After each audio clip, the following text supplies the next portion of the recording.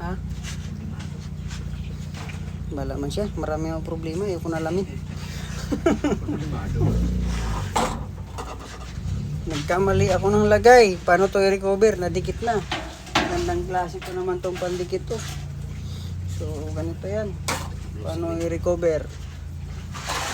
Lagi ka na.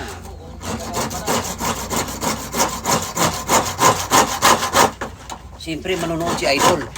Lingkod.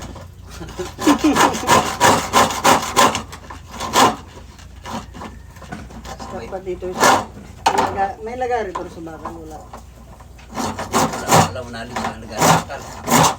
Nandun kasi sa tinatrabaho ko yung mga tools ko.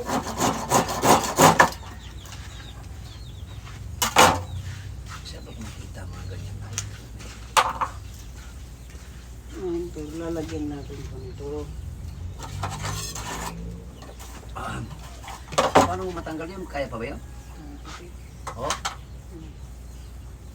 Susunodin natin.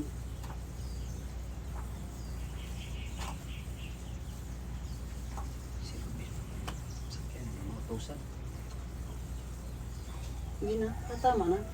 Pabili tayo kay Bayos na lang. Pabili ako. Pwede mo kayang magkasin yan. Sobrang dami ko fittings doon sa bahay. Ano siya? Pag lumambot siya, Madali yung set ang yung original na blow. hindi. So ngayon, Iinit yan. Ngayon, pag uminit, lalambot. Pag lumambot, sundutin na natin itong itak. madali yung kulay blow. Hindi.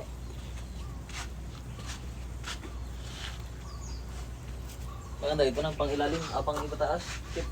Ay, Sayang. pala yan. Yan Walang ang thread. iniisip ko. Wala tayong elbow. Walang thread. Ano, di kaya? Kaya. Kuhay kaya nga. Grabe ka mo. Bilig ka. Ah, So, tingnan nyo ha. gawa na, guys. So, hindi na kayo bibili ulit, di ba? Yung karamihan na nagpipittings. Bilib na ako sa'yo, Idol. Yung yung karamihan na nagkamali, wala na, tapo na nila to kasi hindi na daw nila magamit. Yan na yung tip ko, sunugin nyo lang, tanggal na. Yun lang. Marami pa naman akong ganyan tip na ginawa. Ha?